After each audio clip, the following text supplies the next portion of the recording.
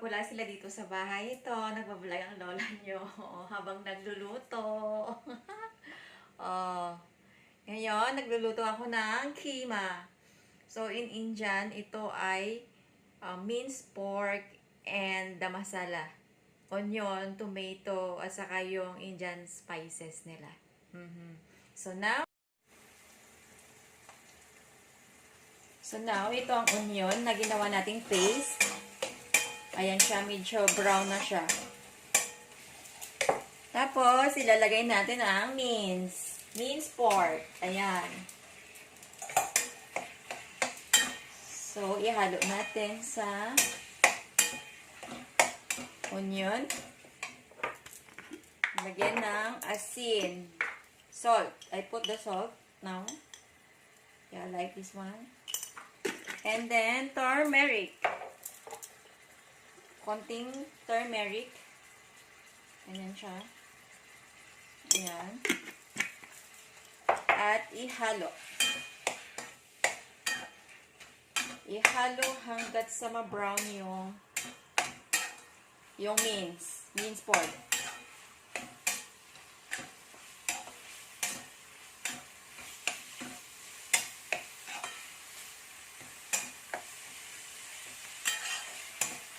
Okay? So, ito naman ay tomato. So, nilagay ko dito sa blender para i-grind natin to make it a paste. Okay? Like this.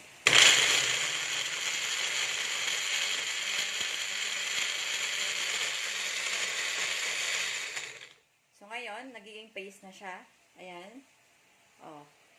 So, ilagay naman natin ito ngayon sa loob ng minced pork at onion. Ihalo natin siya. So, ito na siya. Ihalo natin dito sa ating minced pork. Yung tomato. Ayan.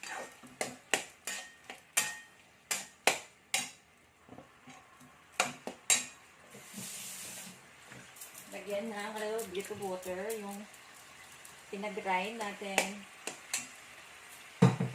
Saka ihalo na ihalo.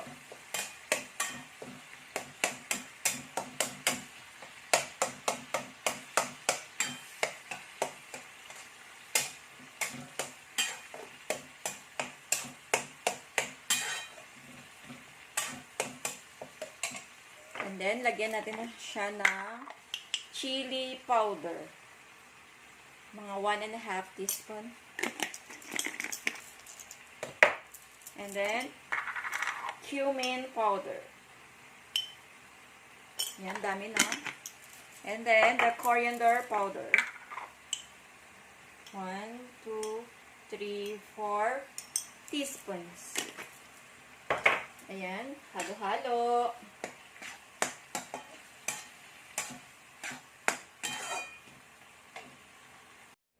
Oh, so, siya nga pala, ito yung nilagay kong seasoning ng keema pork. Ganyan. At sa background ko, nakita nyo naman ang gulo-gulo ng aking mga seasoning. So, last but not the least, I will put the green peas. Like this. Tapos, haluin ulit. Ganyan. At saka takpan muna para maluto ang green peas.